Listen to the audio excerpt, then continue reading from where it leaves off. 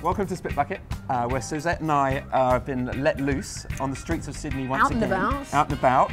But what we're excited about tonight is to visit one of the hottest wine bars in Sydney, that is 121 BC, which is a specialist bar with great food, great wine, and also a little shop as well, which is a treasure trove of great Italian bottles. Right, we've made it in out of the cold and we've grabbed a prized corner spot at the beautiful long table that is the bar at 121 BC. And I'm joined by Andrew, who's the owner. So tell me, Andrew, what's the idea behind 121 BC? How did you get to this point? What's your part in the whole beautiful thing? Love Italy, love eating, love drinking, love cooking. Yeah. So this is the combination of everything. Yeah. This is summing it all up, presenting it on a plate. And where did the name come from? Apparently, depending on how deeply you delve, it was the year of the first great Falernian vintage, which... The first great Falernian vintage. Falernian vintage, which was... You would know all about that, Spitbucket viewers. A wine that was served, it had wonderful aging properties. It was served by Caesar at celebratory banquets. It was mentioned by Pliny and Horace in dispatches and so. So it's the catalyst for many an orgy. Absolutely. Back in the good old days. Absolutely. We're still working up to our first one. I think if you subscribe to our newsletter, you'll be advised. There you go. Newsletters, orgies. We'll put some links up. Yeah.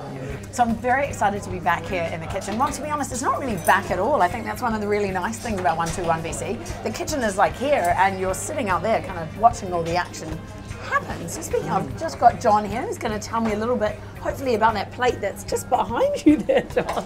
Oh, well, we're cooking ribs for you today. Ooh, so is this a signature of the... yeah, it's one of the dishes we've done since day one, and the ribs are cooked very slowly overnight at a very low temperature for about 18 hours. Wow. And then they're cooked again, so it's a twice cooked dish, so excellent. cooked to order. Is that a bit of a staple on the menu, or how often does your menu change? It changes every day. Every day? That particular item doesn't change.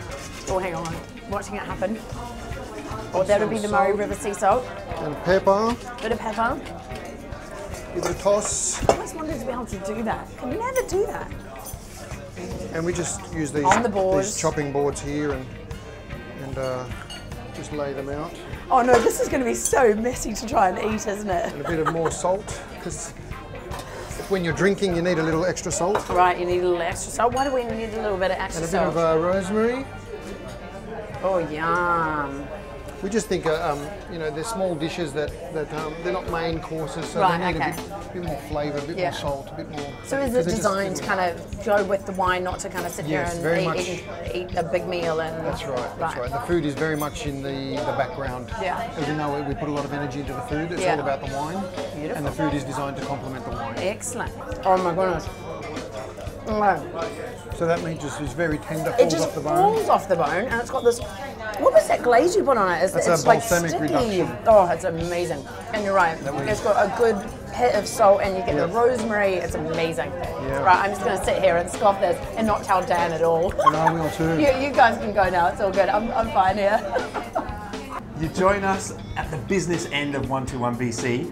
We are in this fabulous Enotica with a wall of wine and the man who...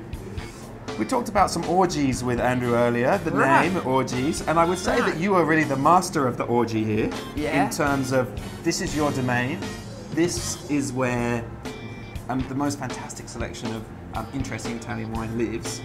Tell us a little bit about it. Yeah, absolutely. It's divided by region and it's divided by sub-regions, and it's all organized from the entrance. You will find first the northwest of Italy, and you slowly moving while you're walking down to the north, to the northeast, center, south, and islands. Okay. So in that way, that make it easy for people to look for the one they want.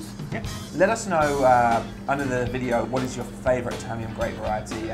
Don't be afraid if it's not Sangiovese or Nebbiolo. Go for something that really makes you happy, and let us know what that is. But in the meantime, time to get next door and try some wine. Thank you very much, Giorgio. Thank you. Been a pleasure. It's time to get the glass back in my hand. And we're getting down to the business end here. We've got a selection of food and wine that Georgia has picked for us. And I'm very pleased to tell you that we have some Sardinian wine. You may remember from such famous episodes as Wine List of the Year, where I professed to not knowing much at all about Sardinian wine. So you're quite the expert now, are we? We talked to Tom from Lake House Dalesford, and we talked to Lara from the Pillar at Freshwater, who won the whole thing. She did too. And she mentioned Cananao. Now, Cananao is the Sardinian name for Grenache, and we've actually got a Grenache from Gianfranco Manca. The label is called Panevino. No two labels are ever the same, so each vintage is different. Is that actually a label? It's actually a label. It hasn't just got washed off on the boat to get Actually here? a label. Okay, So, excellent. What do you think of this wine? It's got a really subtle nose. It's almost floral. It is. It's so delicate, this wine. Yeah. So elegant. But it's got a lovely savoury. It's got it's a flower that I can't remember. Like I'm going to say jasmine, but that's wrong. But it is. It's quite floral for a red. Fresh, lifted. Wow. Nice acid, nice tannin. This is an invigorating glass of wine. This looks deceiving. It's quite a dark wine, so you expect it to be kind of like an Aussie red, quite full-bodied, quite strong, kind of. And it's not at all. It's quite, it's almost. It's light. It's fresh. Okay? Yeah, I was just giving it 1, 2. Let us know if you've been here and what you thought of it, or let us know if you're coming, and we'll come and join you. Until then. Cheers. Cheers. This has been Spitbucket, where probably no one's spitting today.